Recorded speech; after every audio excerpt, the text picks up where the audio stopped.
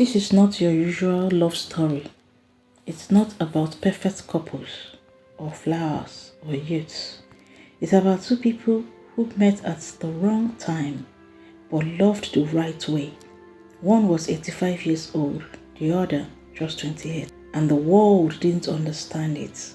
Her name was Mama Grace, 85 years old, strong, sharp-minded. She had once been a teacher, a woman full of light, but now the light was fading. Her children were overseas. Her husband has passed 20 years ago. The house was big, quiet, and cold. Each day looked the same. Wake up, sip tea, stare at the walls, sleep again. She wasn't living.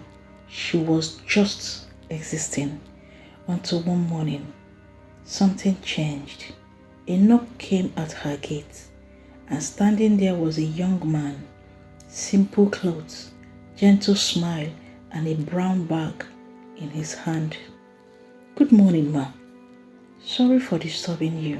I am Daniel. My mother once mentioned you before she passed away. Grace squinted, curious, confused.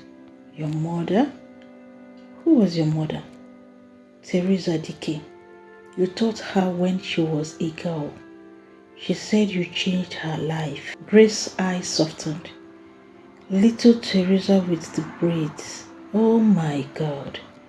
He nodded. She passed a month ago, but she told me, find her teacher who believed in me. She saved me once. Go thank her for me.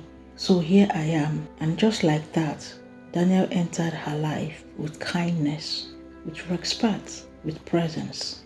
He didn't come with money or fame. He came with stories, drownings, memories, and time. Days turned into weeks. They had sit in the garden, talk for hours. She taught him proverbs. They laughed, they cried, they played scrambles. And something unexpected happened. Grace started smiling again. You see, Daniel wasn't just giving her company. He was giving her purpose. And Grace wasn't just an old woman to him. She became a friend, a guide, a reason to keep breathing after the loss of his mother. But people began to talk. The neighbor, Mrs. Duro, came with suspicion. Grace, be careful, Lou. These boys know how to act sweet when they want your money. But Grace only smiled. Duro, he gives me peace. That's more than I have received in years. One golden evening, Daniel knelt down in the garden. Mama Grace, this might sound foolish, but will you marry me?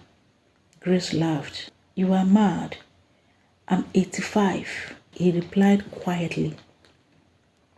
I don't care. You gave me a new life. Let me walk beside you in the time you have left. And though she was scared, Grace said yes.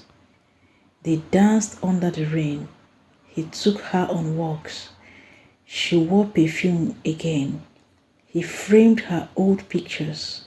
She kissed his forehead. Some people mocked them. Some laughed behind their backs. But they didn't care, because real love doesn't need the world's approval. Then one night, Grace grew very weak.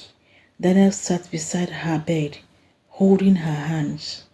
You gave me joy I thought I'd never feel again, she whispered. Thank you, my son, my love, my miracle. And with a peaceful breath, Grace left the world with a smile. It was a small burial, simple, quiet. Daniel stood in front of her grave, holding a frame, painting of her smiling. I didn't marry her because I wanted money. I married her because I needed healing, and somehow she gave it to me. He placed the painting on her grave.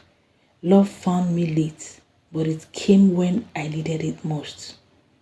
So maybe love didn't always come when we expect.